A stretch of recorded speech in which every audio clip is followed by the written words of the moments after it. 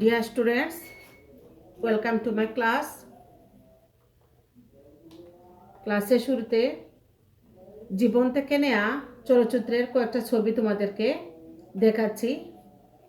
তোমাদেরকে বলতে হবে এই জীবন থেকে নেয়া চলচ্চিত্রটি কে নির্মাণ করেছেন, সেই নির্মাতার নামটা তোমরা একটু মনে করো, তারপর আমার উত্তরের সাথে মিলিয়ে নাও।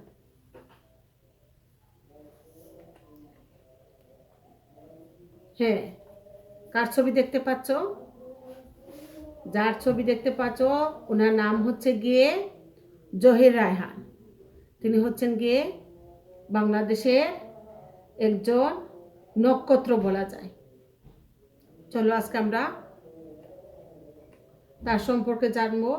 তার আগে আমাদের পাঠটা একটু আমরা পাঠের টপিক্সটা একটু জেনে নেই। আজকে আমাদের পাঠের টপিক্সটা হচ্ছে they had dreams 2, unit 10, lesson 4। Read the text. আমরা পাঠ একটু পড়ি। Zahir Raihan was one of the most talented filmmakers in Bangladesh. Zahir Raihan ছিলেন বাংলাদেশের চলচ্চিত্র জগতের অন্যতম একজন মেধাবী চলচ্চিত্রকার। He was born on 19 August 1935 in the village Majupur in Feni district. তিনি ফেনী জেলার মাজুপুর গ্রামে 1935 সালের 19 অগাস্ট জন্মগ্রহণ করেছিলেন। He was an active worker of the language movement. তিনি ভাষা আন্দোলনেও একজন সক্রিয় কর্মী ছিলেন। তাহলে শুধু আমাদের মুক্তিযুদ্ধের সময় না, জহির রায়হানের অবদান সেই ভাষা আন্দোলন থেকে আমরা দেখতে পাই। He was one of the 10 students. তিনি 10 জন শিক্ষার্থীদের মধ্যে একজন ছিলেন to go out in a procession. তিনি শোভাযাত্রা নিয়ে বের হয়েছিলেন অন 21 ফেব্রুয়ারি 1952। 1952 সালের 21 ফেব্রুয়ারি শোভাযাত্রা নিয়ে বের হয়েছিলেন। Despite A ban on such activities imposed by the authorities। মানে হচ্ছে গিয়ে তিনি 10 জন ছাত্রের মধ্যে একজন ছিলেন যিনি 1952 সালের 21 ফেব্রুয়ারি নিষেধাজ্ঞা থাকা সত্ত্বেও মিছিলে যোগদান করেছিলেন। এজ এ রিজাল্ট, ফলস্বরূপ, he and many others war arrested. তিনি এবং অনেকে বা কি করেছিলেন, গ্রেপ্তার হয়েছিলেন। অ্যান্ড টেকেন টু প্রিজন, এবং কোথায় গিয়েছিলেন, তারা কারাগারে গিয়েছিলেন। Raihan was also present at the historical meeting of Amtola on 21 February 1952। 1952 সালের 21 ফেব্রুয়ারি রায়হান কি আমতলা মিটিংয়ে, যে আম্রকানো যেটা আমরা সুপরিচিত, সেই ঐতিহাসিক মিটিংয়েও তিনি উপস্থিত ছিলেন। He also took part in the mass movement in 1969। তিনি মাস মুভমেন্ট হচ্ছে গিয়ে গণ আন্দোলন, যেটা 1969 সালে যেটা সংগঠিত হয়েছিল, সেখানে তিনি অংশগ্রহণ করেছিলেন। ইন 1971, 1971 সাল, he joined the liberation war. 1971 সালে তিনি কি করেছিলেন, স্বাধীনতা যুদ্ধে অংশগ্রহণ করেছিলেন। অল থ্রু হিজ লাইফ, সারা জীবনব্যাপী জহির রায়হান স্বপ্ন দেখেছিলেন অব এ ডেমোক্রেটিক সোসাইটি, একটি গণতান্ত্রিক সমাজে। A society that would ensure freedom of speech, একটা সমাজ হবে যেখানে কি থাকবে, কথার স্বাধীনতা থাকবে। বা এটা আমরা কি বলা যায়, এটাকে এমন একটা তিনি সমাজ চেয়েছিলেন যেখানে কথা বলার স্বাধীনতা থাকবে। He had many dreams about our film industry too. আমাদের চলচ্চিত্র জগৎ নিয়েও তিনি তার অনেক স্বপ্ন ছিল। He had a legendary film, Jibon Theke Neya. তার একটি কিংবদন্তি ছবি হচ্ছে গিয়ে জীবন থেকে নেয়া, based on the language movement of 1952। 1952 সালের ভাষা আন্দোলনের উপর ভিত্তি করে এই ছবিটা তিনি, ঐতিহাসিক বা কিংবদন্তি ছবিটা তিনি তৈরি করেছিলেন। জীবন থেকে নেওয়া এই ছবিটা আমি কিন্তু প্রত্যেকবার তোমাদেরকে বলি ক্লাসে দেখার জন্য, এবং এটা ভাষা আন্দোলনের সময় প্রতি বছর প্রায় প্রত্যেকটা চ্যানেলেই কিন্তু এই ছবিটা দেখায়। জানি না সাদা কালো ছবিটা তোমাদের চোখে পড়ে কিনা, বা ভালো, তোমরা তো সাদা কালো এখন দেখতেই চাও না, কিন্তু তারপর আমি বলবো এই ছবিটা সবাইকে একবার হলেও দেখার জন্য। It was a protest against the autocratic government then ruling our country. এই ছবিটা কিসের উপর তৈরি করা হয়েছিল বলো তো? ওই চলচ্চিত্রে যে এটি ছিল স্বৈরতান্ত্রিক সরকারের বিরুদ্ধে বিদ্রোহ। It was a protest against the autocratic government then ruling our country, যেটা যে আমাদের যে দেশ মানে তখন যে আমাদেরকে শাসন করতো সেই স্বৈরতান্ত্রিক সরকারের বিরুদ্ধে এটা ছিল একটা প্রতিবাদ। The family portrayed in that film symbolically represented it Pakistan. ওই পরিবারকে প্রতিস্থাপন করা হয়েছে পূর্ব পাকিস্তানের মানে কি প্রতীক হিসাবে এই ছবিতে কি করা হয়েছে, পরিবারটিকে প্রতিস্থাপন করা হয়েছে, মানে দেখানো হয়েছে আর কি, একটা শো হিসাবে প্রতীক হিসাবে এখানে একটা দেখানো হয়েছে। The family also ruled by an autocrat who had to go to prison for her conspiracy. এই পরিবারের যে স্বৈরতন্ত্র দ্বারা মানে স্বৈরতন্ত্রের শাসক দ্বারা পরিচালিত হতো, এবং যে তার কাজের জন্য কি হয়েছিল, জেলে গিয়েছিল, বা ষড়যন্ত্রের জন্য জেলে গিয়েছিল। During the Liberation War in 1971, 1971 সালের মুক্তিযুদ্ধের সময়, দিস ফিল্ম ওয়াজ শোন আউটসাইড বাংলাদেশ, বাংলাদেশের বাইরে ছবিটি প্রদর্শিত হয়েছিল বা দেখানো হয়েছিল। Celebrated film makers like Satyajit Ray, Mrinal Sen and Ritwik Ghatak appreciated the film. সুপ্রসিদ্ধ বা চলচ্চিত্রকার বা সুনামধন্য চলচ্চিত্রকার এরা কে কে হচ্ছেন, যেমন সত্যজিৎ রায়, মৃণাল সেন এবং ঋত্বিক ঘটক এই ছবিটার ভূয়সী প্রশংসা করেছিলেন। Raihan gave all the money the film made to the freedom fighters trust. Raihan এই যে ছবি থেকে যে তিনি অর্থ উপার্জন করেছিলেন সবগুলো তিনি মুক্তিযুদ্ধ ট্রাস্টে দিয়ে দিয়েছিলেন বা দান করে দিয়েছিলেন।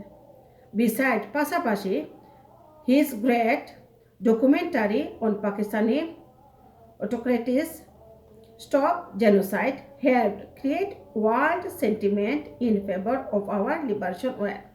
পাশাপাশি তিনি একটি ডকুমেন্টারি পাকিস্তানের এই স্বৈরতন্ত্রের বিরুদ্ধে বা নৃশংসতার বিরুদ্ধে একটি ডকুমেন্টারি তৈরি করেছিলেন, সেটার নাম হচ্ছে গিয়ে স্টপ জেনোসাইড, যেটা মুক্তিযুদ্ধে আমাদের পক্ষে বিশ্ববাসীকে মতামত গঠনে সহায়তা করেছিল। অন 30 ডিসেম্বর 1971, 1971 সালের 30 ডিসেম্বর, আমরা জানি 16 ডিসেম্বর হচ্ছে কি আমাদের বিজয় দিবস।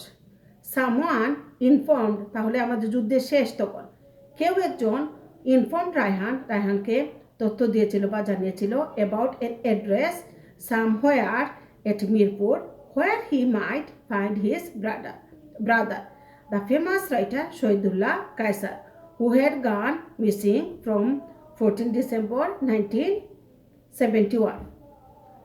তাহলে কেউ একজন 30 ডিসেম্বর 1971 কেউ একজন জহির রায়হানকে তথ্য দিয়েছিল মিরপুরে কোনো একটা জায়গার ঠিকানা দিয়ে, যেখানে সম্ভবত তার ভাইকে খুঁজে পাওয়া যাবে।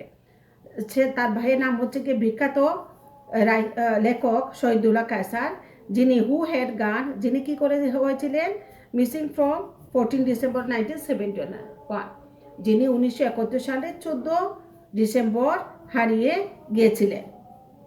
কায়সার ওয়াজ, ওনার ভাইয়ের কথা বলা হচ্ছে। আমরা জানি বুদ্ধিজীবী দিবস কিন্তু আমরা প্রতি বছর 14 ডিসেম্বর পালন করি।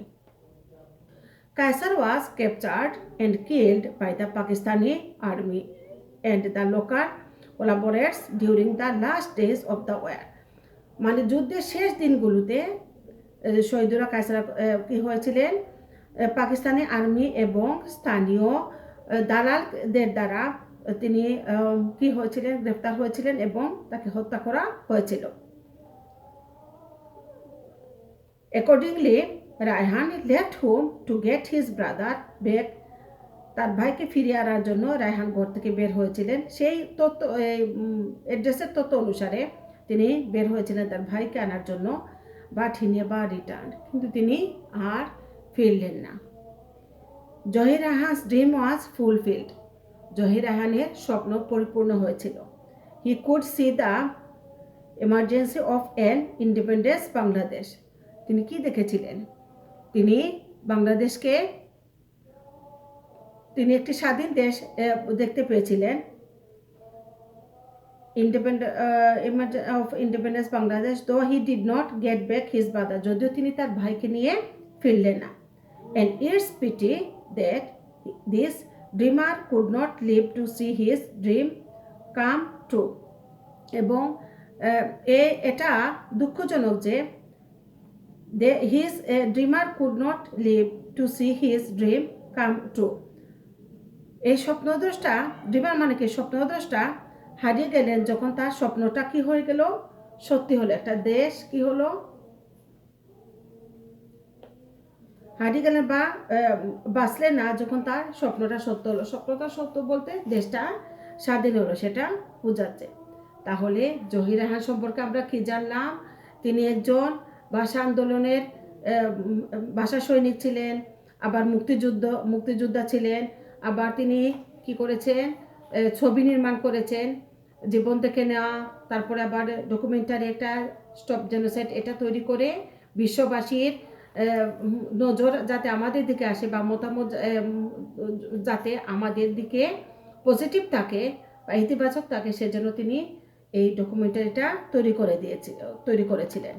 এবং দুঃখজনক হলে মানে খুবই দুঃখজনক এটা যে 14 ডিসেম্বর ওনার ভাইকে শহীদুল্লাহ কায়সারকে পাকিস্তানি আর্মি এবং বাংলাদেশের যে দালাল তারা ধরে নিয়ে গিয়েছিল, এবং যুদ্ধের পর 30 ডিসেম্বর ওনাকে তথ্য দেওয়া হয়েছিল যে তার ভাইকে মিরপুরে কোনো একটা জায়গায় আছে। সেই ভাইকে খোঁজার জন্য তিনি যে বের হয়েছিলেন, আর তিনি ঘরে ফিরে যাননি। আমরা এখন একটু ওয়ার্ড মিনিংগুলা দেখব, নিউ ওয়ার্ডস যেগুলা। legendary, mother Teresa is a legendary person, কিংবদন্তি, যেটা very well known. Miniature, we see here a miniature tree in the top, মানে বড় পরিসরে না, এটা হচ্ছে গিয়ে ক্ষুদ্র পরিসরে, যেটা a much smaller size than normal, very small.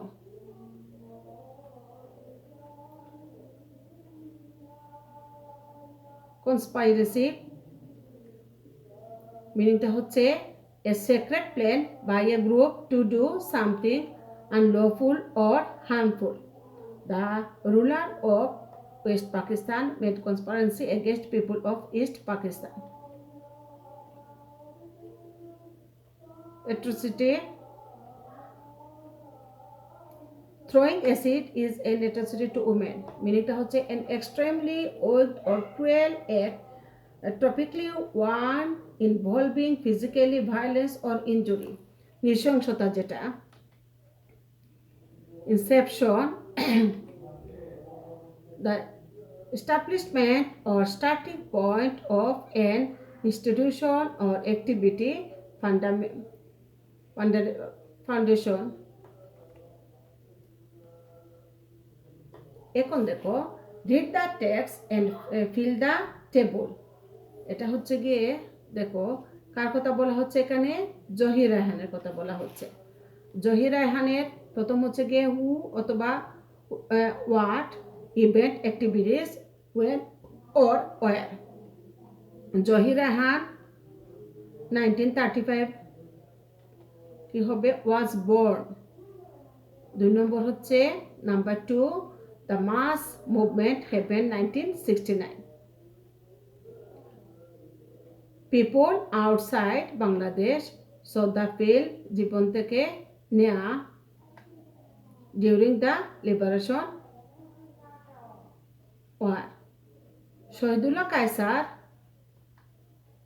was captured and killed during the last days of the war. Zahir Raihan dash after Bangladesh had become independent was missing. তাহলে আমরা এই যে তথ্য যেগুলা আমরা এগুলা জানলাম, জহির রায়হানের ওই যে ফিল দ্য টেবিল, এটা আমরা করলাম পাঠটা পড়ে। তো শিক্ষার্থীরা, আজকে এই পর্যন্ত। তোমাদের সবাইকে অনেক অনেক ধন্যবাদ। আল্লাহ হাফিজ।